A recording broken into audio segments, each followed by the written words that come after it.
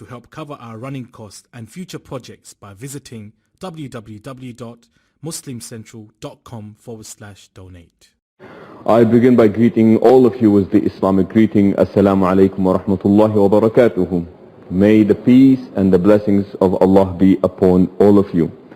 And if you're wondering why am I speaking last, we decided that it was going to be age before beauty. So that explains why I'm here. And to Pastor Brian Harper, was talking about extending lives and people wanting to live longer and staying young. I am reminded of the advice that was given by Lucy from I Love Lucy. I do watch I Love Lucy. So there she said there are 3 principles that one must follow in order to remain young. She said, number 1, live honestly. Number 2, eat slowly. And number 3, lie about your age. And that's how you do it. So in any case, this is really beautiful. The fact that we can come in and discuss such an important topic regarding the purpose of life. It's said that nowadays, the same way that there is a desire for us to live longer and be healthier and all that stuff, also by looking into the recent inventions that man has made, there is this idea of wanting to save time. We want to save time. We've made faster computers. We've made airplanes. We've made trains. We've made coffee makers. We've made digital coffee makers, the ones that will have your coffee ready in the morning so that you don't, waste much time on it. And the question that we have is, well, what happened to all the time that we wanted to save? And we really did not save time, but rather what we did is that we just rushed ourselves. And that's where Gandhi said, and this is so beautiful, he said there is more into life than just increasing the speed of life. There is more into life than just increasing the speed of life. When we speak about a life with purpose, what we're talking about as to what map do we have that will give us a direction by which we know that we have lived a purposeful life. A map that shows where we begin and what the destination is and how do we get about that place. So this is really basically what we're talking about. In the Muslim tradition, this question is addressed as to the purpose of creation. And it stems from the fact that God is wise. In fact, His wisdom is all perfect. So His creation cannot be one that is in vain. Therefore, if He is all wise, there must be wisdom behind our creation. And our attempt is, well, what was that wisdom behind the creation of God? Also the Quran, and that is the holy book of the Muslims, addresses this issue very directly. It says, وَمَا خَلَقْتُ الْجِنَّ وَالْإِنسَ إِلَّا لِيَعْبُدُونَ. Neither, or man and jinn, were created for the sole purpose of worshipping God. What is being said is to respond to the commands of God, to live out the grace of God. So that would be the simple answer, and that is, well, we've been created, our purpose is to worship God. But then again, that becomes too vague of a statement. Well, what does that really mean? 4 points quickly. I like the number 4. Everybody's thinking about 4. We might as well make 4 points here. Number 1, Islam asserts that life is beautiful and that life is a gift. In fact, it's a Muslim tradition, and I know that this to be part of the Jewish tradition as well, and that is when you wake up in the morning, the first thing that we ought to do, not complain about not getting enough sleep or my back hurts or I had a lot of nightmares last night, but it said that the very first thing that should be done is to praise God for giving you back life again. Because life means that this is an opportunity either to make up for poor choices made in the past or to enhance goodness that is already taking place. So life in itself is a gift. And the way that it is said, Alhamdulillah alladhi radda ilayya ruhi wa adhina li fi dhikri. All praise is due to Allah who has given me my soul back and He has permitted me in making a mention of Him or in remembering Him. So life is seen as a gift. It is not just a gift, but it's even described as inna dunya hulwatun khadira. That life is sweet, life is green. وَإِنَّ اللَّهَ مُسْتَخْلِفَكُمْ فِيهَا. and that Allah has put you in charge. فَنَاظِرٌ كَيْفَ تَعْمَلُونَ. And then Allah will judge as to how did you perform. So that is the very important starting point to a Muslim, and that is life is beautiful. And that is why, interestingly also in Islam, shunning life is never seen as a sense of religiosity. Rejecting life is not seen as something that ought to be praised. It is neither encouraged nor is it something that is accepted. But rather our job is to engage in life. Well, how do you engage in life? Well, we say that these principles come from God, and by which the directions in that map are given. So Islam says that it is a set of beliefs you must believe. You must believe in God, the messengers that He has sent, the books that He has revealed. But then that belief must manifest itself in acts of obedience to God. And these acts of obedience, because again, acts of worship are just acts of worship. They say that the acts of worship must impact the behavior of that individual. The point being, if what you believe in does not impact how you behave, then what you believe in is not important. How well you are able to verbalize your beliefs is really not important. If it does not impact how you behave, then it is very, very insignificant. So it's the set of beliefs that manifest themselves in acts of worship that impact the behavior of the individual, and that can only be seen in our interaction with the creation of God. It can only be manifested truly as to who we are and what do we do when we interact with what God has created. So the purpose of life is to worship God, but going through this circle of 4 points. So Islam emphasizes that a life fully lived is a life where the person has actually lived with good, honorable character. You know, they say that to each and every one of us, there are 3 components. There is our reputation, there is our personality, and then there is our character. Our reputation is what people think of us. Our personality is what we seem to be and how we present ourselves. Our character is truly who we are. But what happens is that it seems like we put a lot of investment and we direct a lot of energy into our reputation because it takes very little effort and the reward is almost immediate. And then next to that, there is our personality. Again, we put a lot of effort simply because the investment is not that great and the reward is immediate. But truly who we are is our character. So Islam emphasizes that you must live life with good character. And that is why, for example, we have many traditions that speak directly about the character of the individual. لا يؤمن أحدكم, where the Prophet, peace be upon him, would make statements. لا يستقيم إيمانكم حتى لا يستقيم إيمان العبد حتى يستقيم لسانه. It said that truly a person is not upright in faith unless he's always speaking the truth, unless he's always telling the truth. He refrains from lying. So character is a very important component. But that in itself is really not good enough. So the purpose of life becomes to obey God in the way that we interact in good character with the creation of God. Creation of God being the most important are fellow human beings. What kind of a person are you when you interact with others?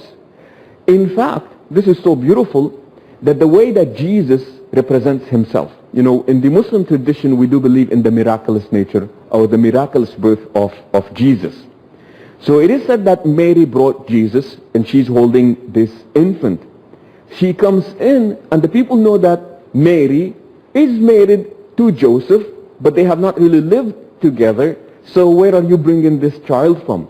So she comes in, and the Quran documents this so beautifully. She presented him to her people, and they inquire, "Oh Mary, where did you bring this child from? Your father was neither an evil man, nor your mother was unchaste." And instead of her talking, the Quran says that she pointed at him, فَأَشَارَتْ إِلَيْهِ. And they inquired, how can we speak to an infant that is still in the cradle? And they say that Jesus spoke in the cradle. This is something that we have in the Muslim tradition that I do not believe there is, at least in the canonized books, in the 27 books of the New Testament. So Jesus spoke in the cradle, and this is how he presented himself. He said, قَالَ إِنِّي عَبْدُ اللَّهِ. He said, I am the messenger of God, or I am the servant of God. That's number one. آتاني الكتاب, he has given me scripture, وجعلني نبيا, and designated me as a messenger. And then he beautifully says, وجعلني مباركا أينما كنت, and that he made me a man of blessings and benefit to those who are around me wherever I may be. And that is, how does your existence, how does your presence in a certain locality, how does that impact that locality? What kind of impression did you leave behind you? What kind of legacy did you leave behind you? And Islam asserts this idea of leaving an impression and leaving a legacy behind. Because believe it or not, we are constantly leaving an impression behind. I'm reminded of the story of the woman that was on, she was on the bus and she was on the phone and she was very loud and she was cussing and cursing and using profanity, and people in the bus were just absolutely bothered by this woman. And it just happened that, you know what, she needed to depart and demount the bus, and as she is making her way out of the bus driver, an old wise man, he said, "Ma'am, excuse me, you left something behind." And she looked back at him and she yelled and said, "What did I leave behind?" And he said, "You left a very bad impression." Okay? And we have a tendency to leave that bad impression, be it on the people around us or be it even in the environment that we live in. Hence Islam says that wherever you have existed, you make sure that the impression that you left was a good one. You must leave an impression and you must leave a legacy, but it must also be a good one. To the point that, you know, it would be these little details, such as the Prophet, peace be upon him, would say, do not cut down a tree for no reason. That is seen as a major sin in Islam, cutting down a tree. And on the other side, it says that planting a tree is charity so long that humans sit under it for its shade, or that animals eat from it. That is seen as a continuous form of charity. In fact, the Prophet, peace be upon him, said, if it is being declared that, you know what, today is the day of judgment, today is the hour, today is the end of times, you would think that a religious leader would say, you make sure you run to the the closest synagogue, the closest church, or the closest mosque to you. But the Prophet said, if it is being announced that today is the day of judgment and you happen to hold a bushel in your hand, he said, make sure that you plant it. And that is again part of making sure that the life that you lived was a purposeful life, that you lived and that you left an impact behind you. Also part of it is, well, what do we do to the people who are around us? Because that is part of that map. That is the only way that we can find out whether our life was lived fully or not, by the kind of imprint that we left on the people around us. And in this, the Islamic culture and the Islamic library is just full of sayings, such as the Prophet, peace be upon him, would say, the best of people are those who lived longest and they had the best of deeds. And then there are those who live long, but their deeds are absolutely sorry. So the Prophet would say, enjoy life, and every day that God has given you in this life is actually an opportunity to do better and to become better. So to the Muslim, a life that is lived fully, or a purposeful life, is a life where we were constantly engaged in the obedience of God. Now it's not enough to just do, but Islam also puts a lot of emphasis on intent, because every action is preceded by intent. So even as we are doing the good that we do must be entirely directed to our Creator. It cannot be something that we are engaged in for form of or fortune or our own personal interest. It must really be good. And that's why in the Muslim tradition we say, don't do good to feel good. You know, we do this a lot. He said, do not do good to feel good. However, feel good about the good that you do. And there is a big difference in this, because the initial motive is my own feelings.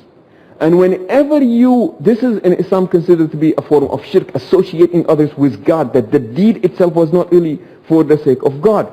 We have a beautiful story in the tradition. It said that 3 students came to a wise master, a wise man, and they said, you know what, we've been debating what generosity is. When is a person truly called generous?